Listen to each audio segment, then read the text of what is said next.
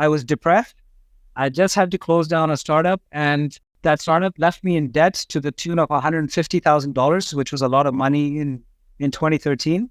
When is it important for a founder to be well branded? And the answer is, in today's day and age, where you have startups that are aggressively growing, that are looking for growth capital, that require funding, it is much easier, everything else being equal, it is much easier for a well-branded founder to raise money.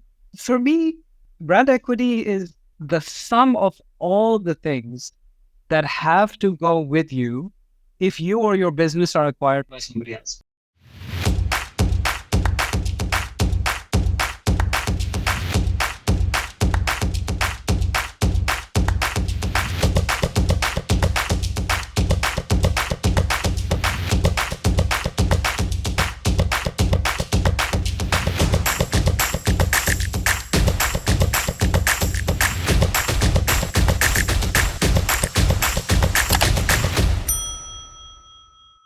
Hello, hello, hello.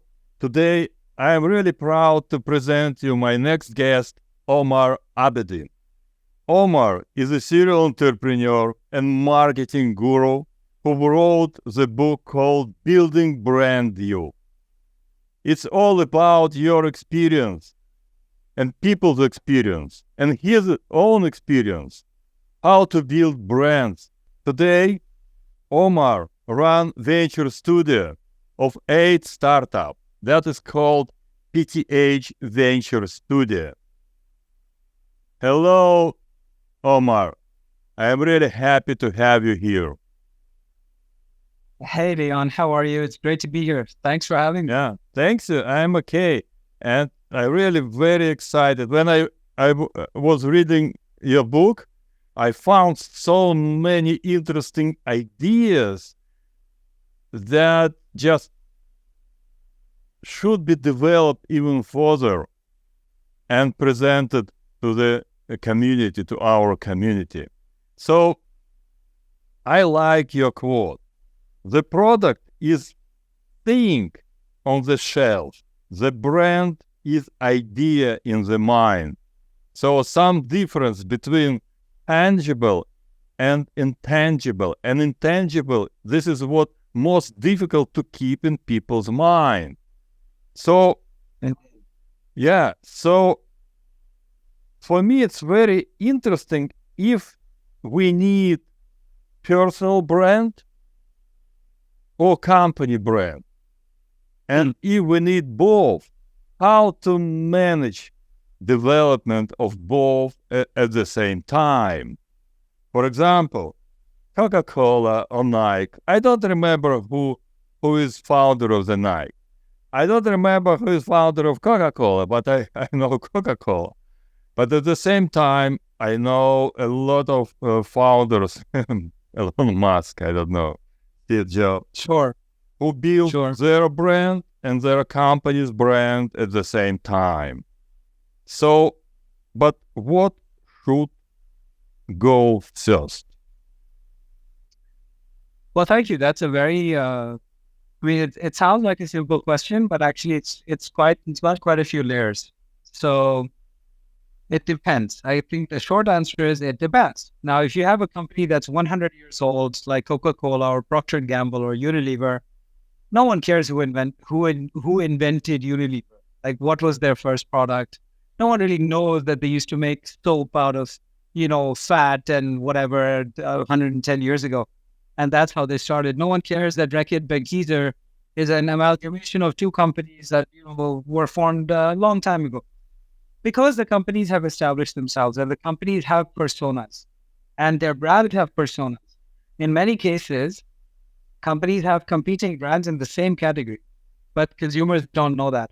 So, for example, the leading brands of dandruff shampoo both come from the same company.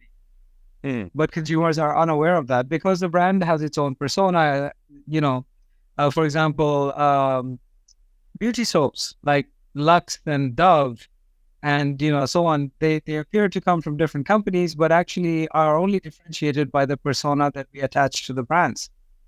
So the question becomes, when is it important for a founder to be well branded? And the answer is in today's day and age, where you have startups that are aggressively growing, that are looking for growth capital, that require funding, it is much easier, everything else being equal, it is much easier for a well-branded founder to raise money than it is for someone who is unknown. And if you think about it, that's completely logical, right? If you know that, for example, Dr. Leon Eisen is a PhD with a specialization in these three areas, and he's doing a startup, and he's done 2 startups before this, and his team has been with him in the last 2 startups, you're like, okay, where do I sign? Do you know what I mean? Because Dr. Leon Eisen is a brand, and people know what that brand stands for, and the investors who love you will give you money, regardless. You could tell them, I'm going to open an ice cream truck. And they'll be like, okay, Leon, how much money do you need and how many ice cream trucks are you going to buy? Or you could tell them, I'm going to start potato farming. And they'll be like, okay, how many acres of land are you buying and where? You know? So it really depends. But the importance of personal branding is becoming more and more clear to founders. I have met many founders who have resisted their own personal branding. They don't like talking about themselves. They prefer to let their actions do the talking.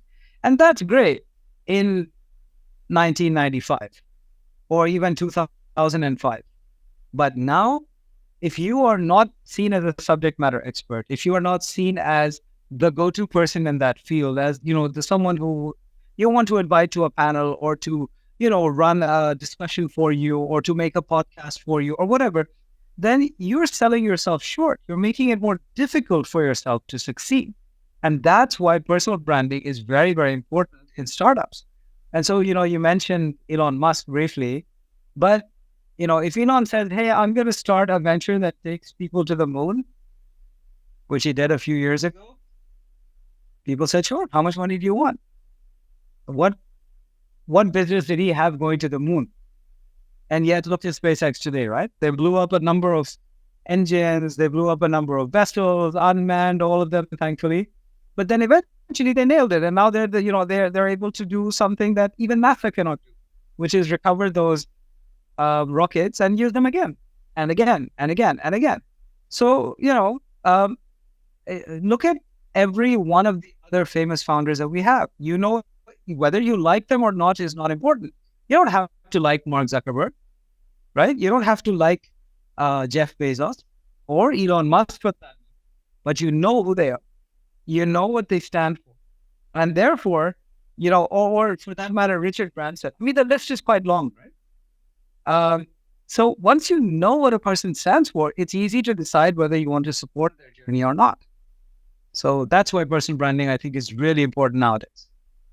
I totally agree. From my experience, I'm venture partner, so startups count on me. And first thing what I check, because it's early stage startup, they don't have something to show, and accept their own brand. And what I I check their social presence, how they are in LinkedIn or in YouTube or somewhere else. And if they don't have any connection there, if they are not present there, I can now evaluate them. And I think money I will invest will be spent on building this brand. So I prefer to invest money in brand ready, because people need founder need connections. They have to build their community. And how they're gonna do it if they didn't think about starting their own brand? So really very important. I agree. You mentioned in your book very interesting thing called brand equity and how to measure brand. I think it goes together. So could you elaborate on this? Sure. So if you Google definition of brand equity today, you will get, 500, 1,000, 5,000 different definitions of brand equity. Every marketing professor has a brand equity definition. What makes it even more complicated is that a lot of financial analysts also have a definition of what is brand equity. So for the finance guys, it's the difference between your assets and your liabilities. If your assets are more than your liabilities, you have positive equity. If your assets are less than your liabilities, you have negative equity. That's how they balance the balance sheet, right? It's a balancing factor for them. So brands like Coca-Cola have massive amounts showing up on their brand equity side of the balance sheet because that's the only way they can balance the difference between assets and liabilities. For me, um, brand equity is the sum of all the things that have to go with you if you or your business are acquired by somebody else. Have to, not nice to, but have to. So, for example, when Gillette was bought by Procter and Gamble, Procter and Gamble paid $20 billion or whatever for a company that had maybe a few $100 million in assets, maybe $1 billion in assets. They had some rolling mills and they had their, creation of their blades and razors and all that. But predominantly what they paid the money for was the best a man can get. They were buying this slogan, this tagline, this brand equity statement, this brand capsule is what they were paying the $20+ billion premium for. Similarly, when Marvel was acquired by Disney, people said Disney had lost its mind. But since that acquisition, and they paid $20 billion plus for a bunch of cartoon characters. So a bunch of analysts were saying, oh, what a foolish move Mr. Eisner has made over at Disney. And what a massively successful investment that was. That $25 billion has probably returned $150 billion to them in terms of the movies they've made, the merchandise that they create, just the value associated with each one of those cartoon characters. Like each character is, the top 10 characters are probably worth billions of dollars in terms of their total value to Disney. So, but more importantly, Disney figured out that, they used to lose their customers once they turned into teenagers. The customers would stop worrying about unicorns and princesses and, flowers, and they would transition into the space of superheroes. And then they would not come back to Disney until they had kids of their own. So they would lose those customers from the age of 13, 14 to about 28, 30. So they said, this way, this customer remains ours. They just moved from a Disney brand to a Marvel brand back to a Disney plus Marvel brand. That was incredibly smart marketing. So when I say, well, for a person, what does that mean? When someone hires you, when someone hires Dr. Leon, what are they hiring? Are they hiring, your house? Are they hiring your desk? Are they hiring your laptop or your microphone? Of course not.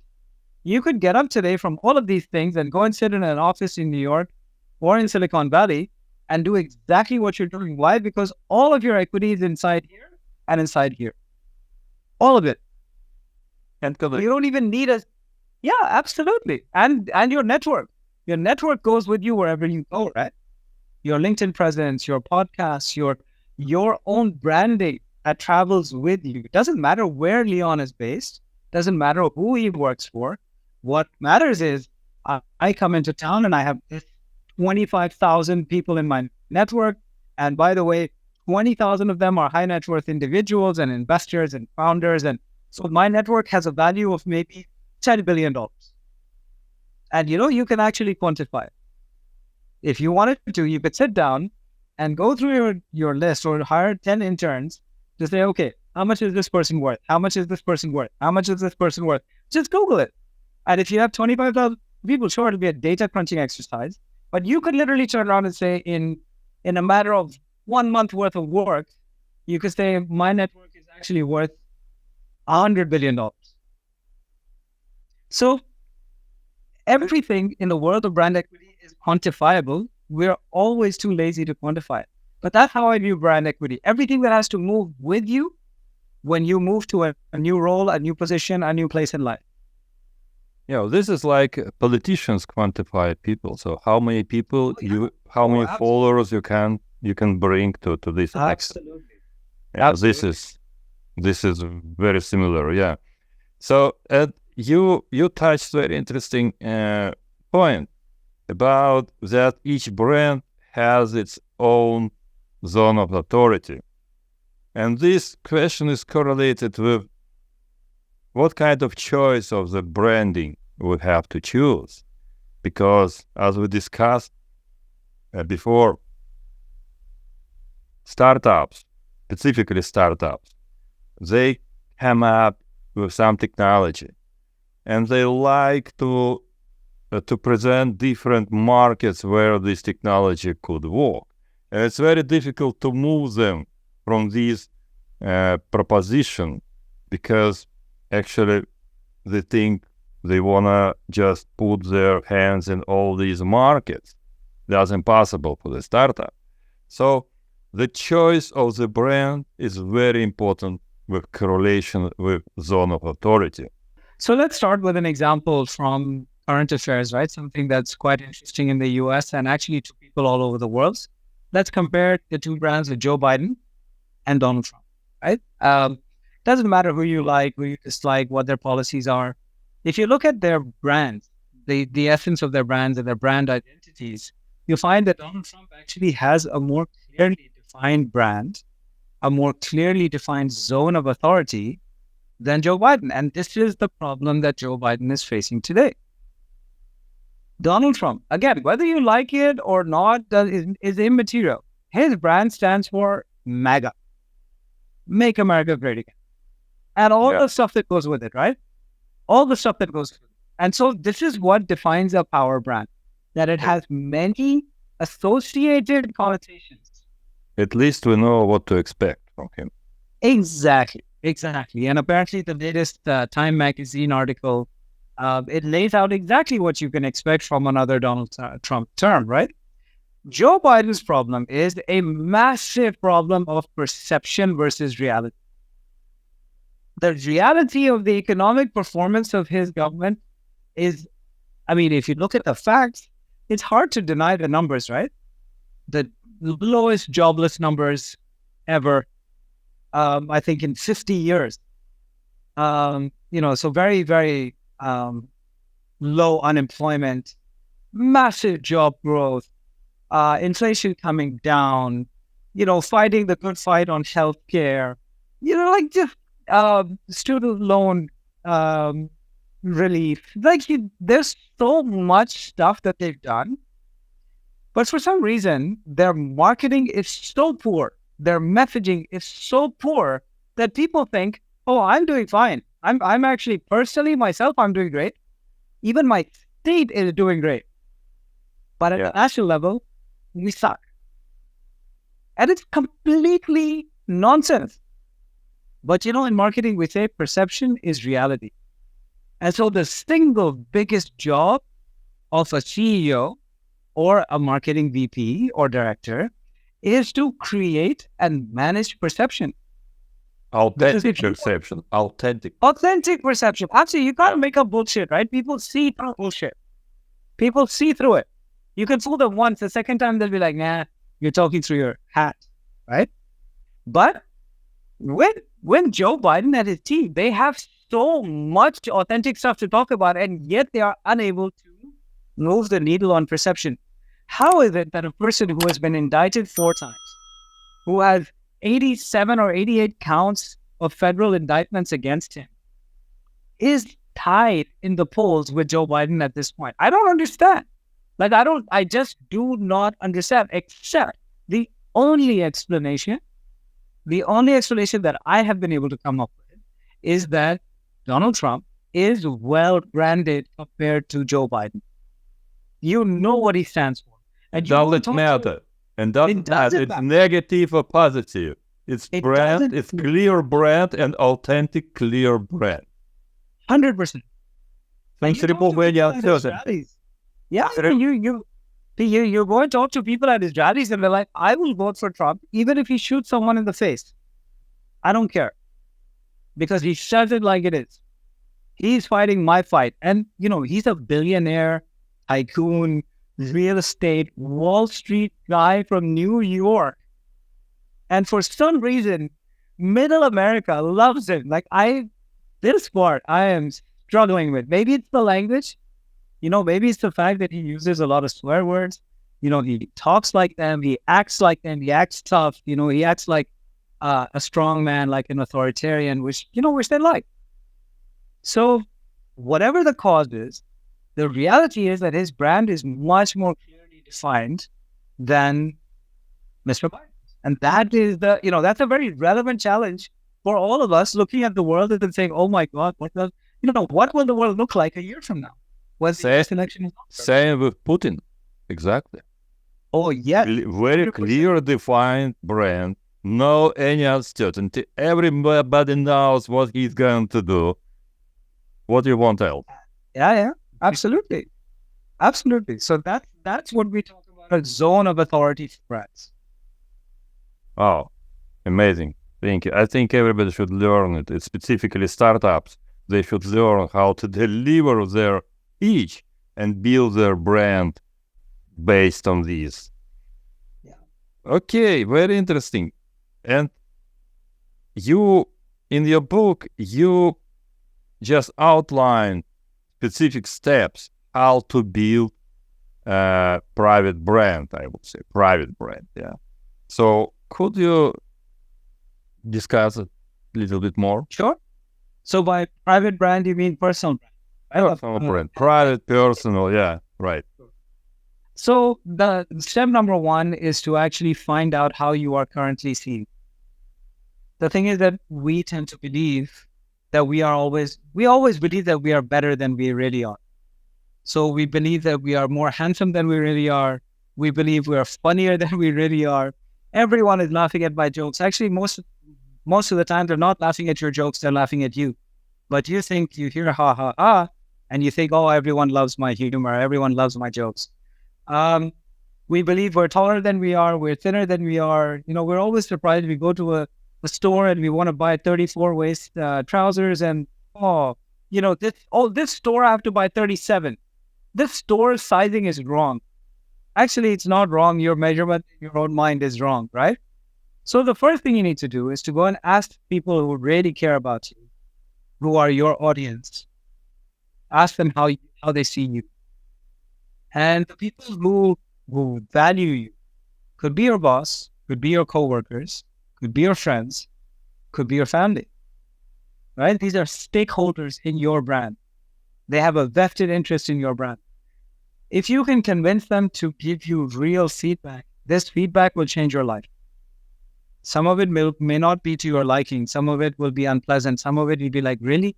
Oh God, I thought that was one of my strengths, but actually you think it's a weakness? Oh no. But at least now you know. Now you know where you stand. Then define where you want to be after 5 years. I want to be seen as X. Like, I want to be seen as an expert in my field. I want to be seen as the most loved person in my family, the most respected person in my family, the person that people come to when they need advice on financials or investments or guidance or, career advice or whatever it might be. I want to be seen as that. The third step is you put together a marketing plan that helps to move your brand perception from where it is today to where you want it to be.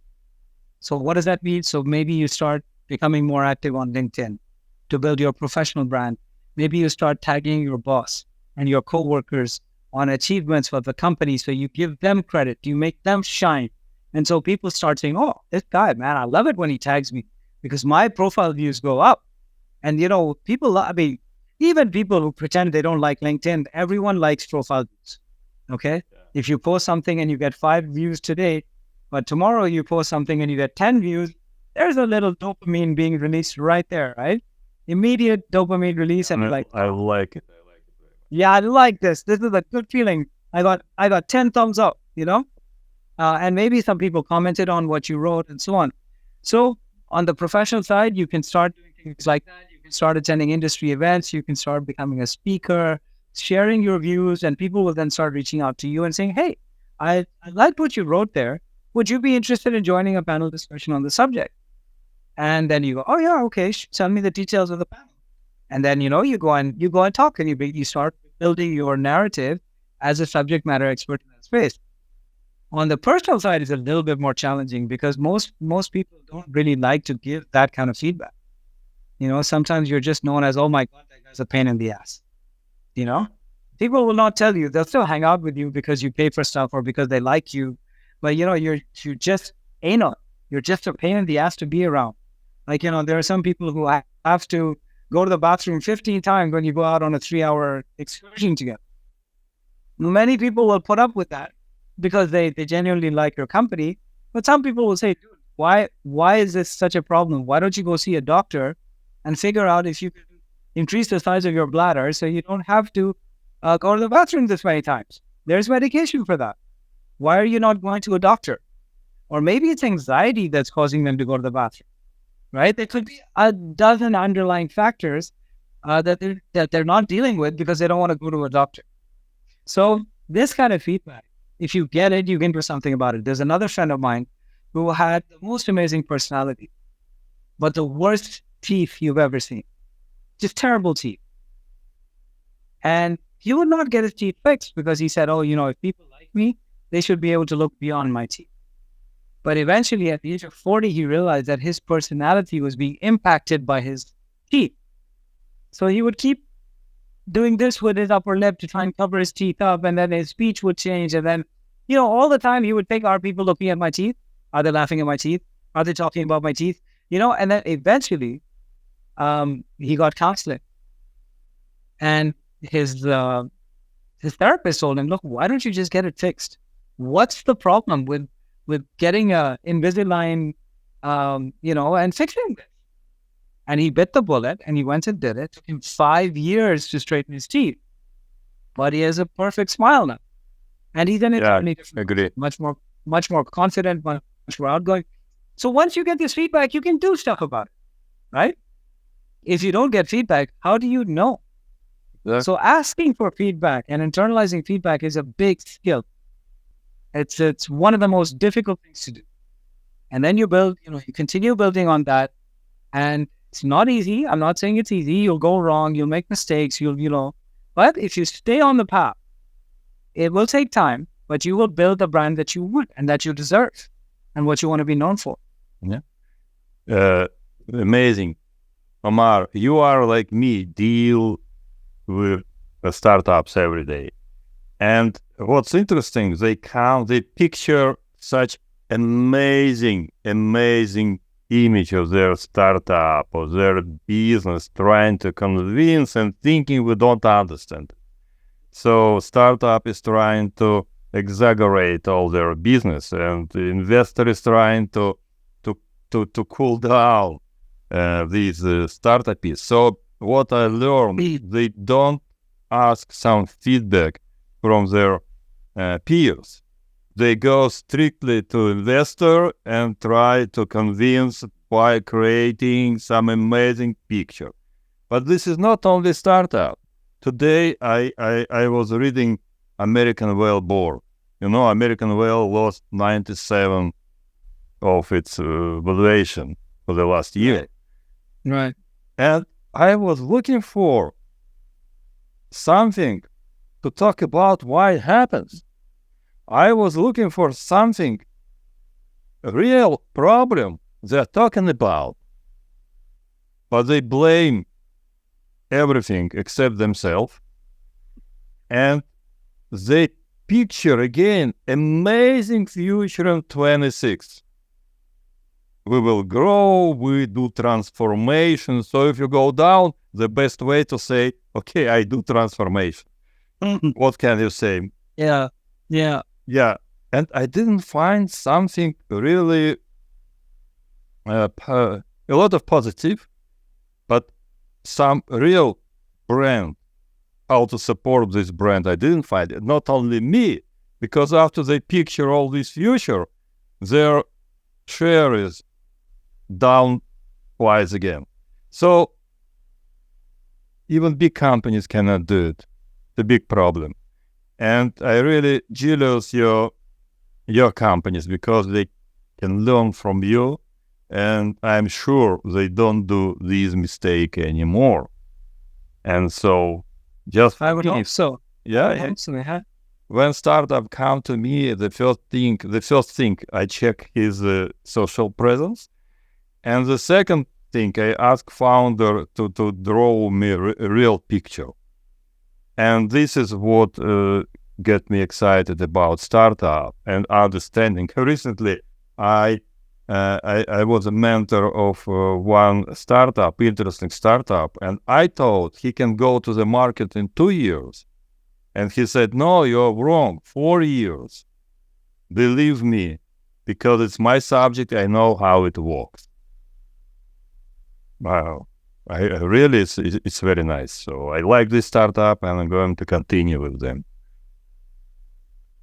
No, it's Wow. good because, but sometimes I do find sometimes that particularly with technical founders, they tend to get really caught up in the detailing of what they're doing.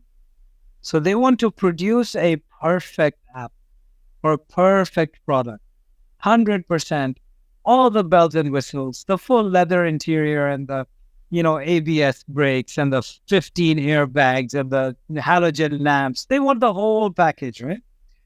I firmly believe that you should launch with the bare minimum product that you can get rid of. So if I was in your shoes, I would push back on that founder and I would say, okay, I understand that your version 3 will be 4 years from now, but what does version 1 look like? Why do you want to have 15 features in version 1 when you have not tested even one feature yet? Can you launch with feature 1, 2, and 3 in your priority list of features? Right. Can you launch with 3 features and a very small group of customers to see whether they're interested in the proposition or not? Or do you want to spend the next 4 years of time and my money and my energy to build something that is not validated? Which one makes more sense? So with most of my guys, I've been pushing very hard. Listen, stop with the mental exercises. Oh, this should be like this, and this one should be blue, not pink, and this one should be. It doesn't matter. Launch the product. Get your first customers. Most importantly, get your first paying customers. People who are willing to subscribe or pay for your product. If you want to give a service for free, it will never. You will never know whether people are willing to pay for the product or not, because the day you switch from free to paid, 90% of your customers will run away unless you've created something absolutely miraculous. That does happen sometimes, but the majority of people, once you give them something for free, they don't want to pay for it. You made them used to give it to something for free. You gave it to them and said, hey, buddy, it's free. Have fun. And then they had fun. And then now all of a sudden you came along and said, actually, I want $10 a month. And they're like, no, I'll go find someone else who'll do it for free. Right. Right? Because that's what you trained them on. So it's an interesting demo. Yeah. So we're coming to the end of our podcast. And to wrap up, I would like to ask you to share with the audience your most important and learning from your entrepreneur experience, and how did you apply this in writing when you were writing your book? So all about your most important and crucial experience that changed everything. So I will talk about failure, right? Because I had a spectacular failure in 2013. The low point of my life, emotionally, physically, intellectually, was December 2013. I weighed 100 kilos, okay, 220 pounds. My blood pressure was up. All my vitals were horrendous. Like I was heading towards a heart attack. I was depressed. I just had to close down a startup, and that startup left me in debt to the tune of $150,000, which was a lot of money in 2013. And at that point, my wife and I decided that we were going to sell our only house. We had a house in Canada in which we had some equity. And my wife came to me and she said, listen, I'm really worried about your health. We need to sell this house so that we can pay these debts. We can settle these debts. And I didn't want to sell. I mean, this is the biggest sign of failure for a husband, right? That you're selling the family. Difficult to accept. For men, Oh my it's God. difficult to accept. Yeah. Oh my God. But my wife prevailed. She made us sell the house. We took out equity from that home. We paid off our debtors. It took me a year and a half even then to pay off the debt. But after that decision, I started walking. I started losing weight. I started, I went back to a job because I was completely broke. I had to work. So I joined a fintech and I worked for a fintech for about 3 years. And my learning from that was success is not final. Failure is not fatal. It's what you do with either of them that makes a difference. Because in December 2013, I was ready to quit. I was ready to quit life. I was done. Like I was depressed, down, sad, beaten. And 3 months later, with the help and support of my family and friends, I was able to get back into a job, sell my house, bite that bullet, sell the house, pay off the debt. And, 3 or 4 years later, I joined Kareem and I was their marketing director when, they were acquired by Uber for $3.1 billion. So every person is on a different journey. Every person has their own cycle of up and down, success and failure. In our system of entrepreneurship, failure is often looked at very negatively. It's looked at, oh, you failed. Oh, and some people really look at it very negatively. And, and I'm the sort of person who says, listen, if the failure didn't kill you, you're okay. You become strong. You learned something, right? Yeah. Well, now you know how to survive a disaster. Yeah. So, when people say, oh, well, what are your credentials? I'm like, I have failed spectacularly 3 or 4 times. Yeah, right. And I'm still standing. Right? So learn how to jump from the bottom. That's very important. Thank you, Omar. And make sure you have a good family and friends network. Yeah, that's amazing. This is what we have to build through our life. Omar, thank you very much. It was an amazing discussion, and I hope maybe we will meet again on another discussion, and you will share your last development of your studio, of your companies. Maybe you will have exit by this time. Just keep me updated, and I would love to meet you again because I love this discussion. Thank you very much, Omar. Thank you. Thank you, Leon. It's been real. And, I just want to tell the audience that when we were talking earlier, you told me you read my book more than once. And yeah, twice. I swear to God, my heart is still warm from that. Thank you, Leon. I truly appreciate you. Thank you for the opportunity. Yeah, I found your book very, very helpful. And I found something what I didn't know. Or maybe I knew it, but, it wasn't structured so good. So you structured my mind in the right way. Thank you. Thank you so much. It's been a pleasure.